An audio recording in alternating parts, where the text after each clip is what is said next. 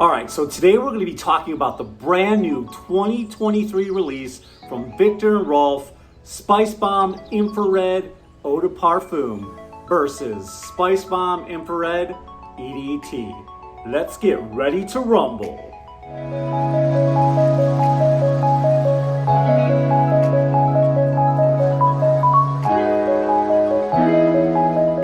Welcome back. My name is Scott Aromatico, and we do all things fragrances. We do unboxings, we do giveaways, we do interviews, we review fragrances, indie, niche, you name it, we do it. Designers, all are welcome. Middle Eastern fragrances, dupes, clones. We love to talk about all things fragrances, so welcome. Thank you for taking time out of your busy day to join me. Now listen, I get it. This has been reviewed already by all the big famous fragrance influencers, all the big famous YouTubers. I get it. You've probably already watched one of those reviews. That's fine. Maybe you like my point of view. Maybe you like the way I do things. I hope you will. I hope you'll sit back and relax. Let's talk about the differences between Spicebomb Infrared EDP versus the EDT. All right, right away, the first thing that jumps out is the presentation. I love this presentation. Now I will admit to you right away at first, this is the EDT by the way. At first I didn't like it, I thought it was a little bit corny, but now it's grown on me. I love that you have to pull the pin and you spray and you get that beautiful scent that is infrared. Now, here is the EDP. I have a decant, okay? But if you want to see the presentation,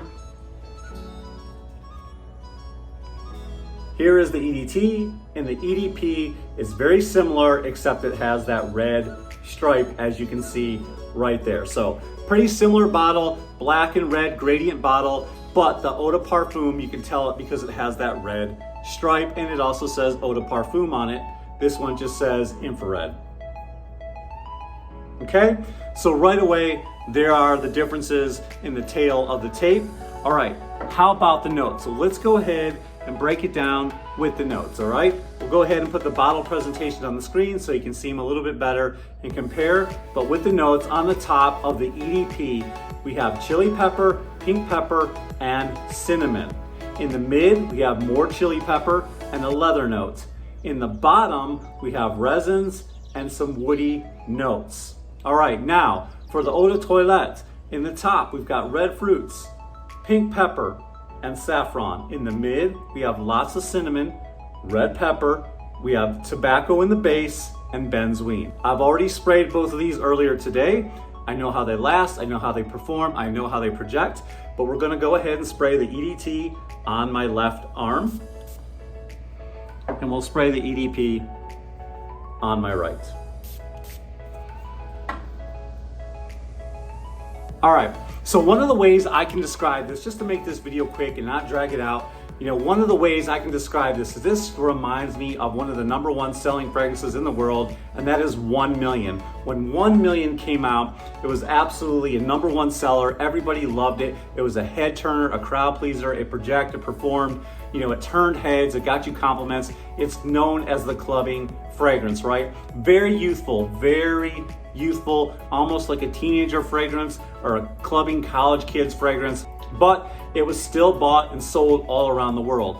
But then they came out with what? They came out 1 Million Privé, and that was the more mature, smooth, more refined, really, really nice. It kind of catered to an older crowd, maybe like 30, 40, 50, whereas the other fragrance was a teenager, from 16 all the way up into the 20s. And so to me, this flanker release reminds me of that same thing. The original Eau de Toilette kind of just had more oomph to it, right? You could smell it right away. It seemed like it had a bigger scent trail.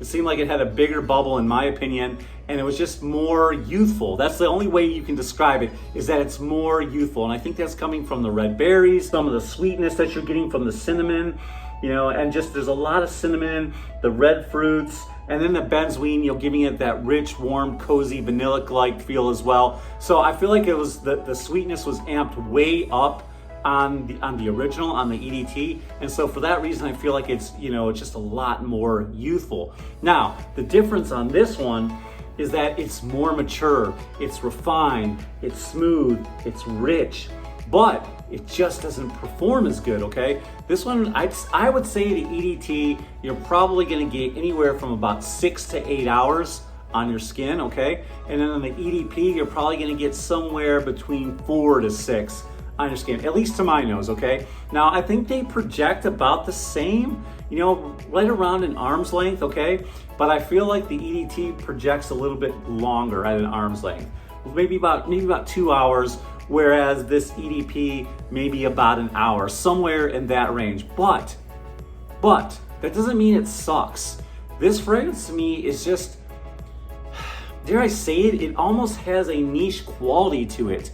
It's blended, it's rich, it's smooth, it's more mature. I really like the way this one is put together.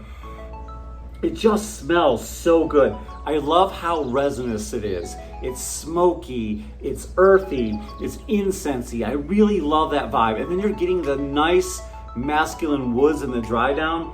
Man, I really, really love that. And then of course, there's a lot more pepper in this fragrance, but it's just so smooth and I really, really love it.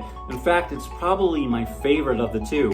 And I feel like maybe, just maybe, you can blend them together if you want to get a little bit more longevity out of them, kind of give it a boost. Now, is it redundant to have both fragrances?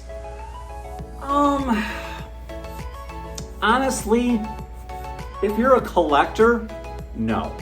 If you collect fragrances and you want to have them all, I feel like there's enough difference, and both of these fragrances are going to appeal to different crowds. So, but I mean, if you're just a casual fan and you're just stopping by, man, I feel like you only really need the EDT because it's the better performing of the fragrance. I would like to have them both. Shout out to Big Tony over there at Dillard's. He made me this decant, and he knew I was really considering buying this fragrance, and I may get it for Father's Day because everyone's looking to get me a gift for Father's Day around here, and I think I'll end up getting it because I really enjoy it. I really enjoy the maturity of it and how rich and smooth. I love that smoky aspect of it. It's just not as sweet as the original. But with that being said, there's a time and place for fun and flirty fragrances, you know, casual fragrances like this. I really love them, and I'm getting older. I just turned 51, so I love youthful fragrances. They make me feel good, they uplift my spirits, and they have their place. But I do feel like for collectors and people who are more into Fraycom, you know, you can have both. If you're casual, I do think it is redundant, and I would just stick with the Eau de Toilette. Now, you can pick up this fragrance at a Macy's or a Dillard's. I think you can get a 3.4 for around like $134, $135, somewhere in that range. So, you know, go to your Macy's, your Dillard's, your Belk's, or wherever you do your shopping. You can find it for around the $135 range.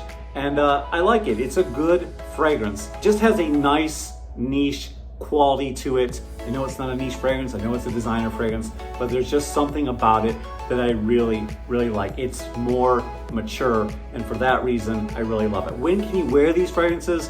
Either one of them you can wear in the fall and winter. They're perfect for that. They're warm, they're cozy, they're fun, they're flirty, they're casual fragrances in my opinion. So those are the kind of, you know, settings and the time of year where these fragrances really work. I find them to be very sweet and a little bit too cloying for these warmer weather. But with that said, that's kind of my comparison of both of these fragrances one-on-one.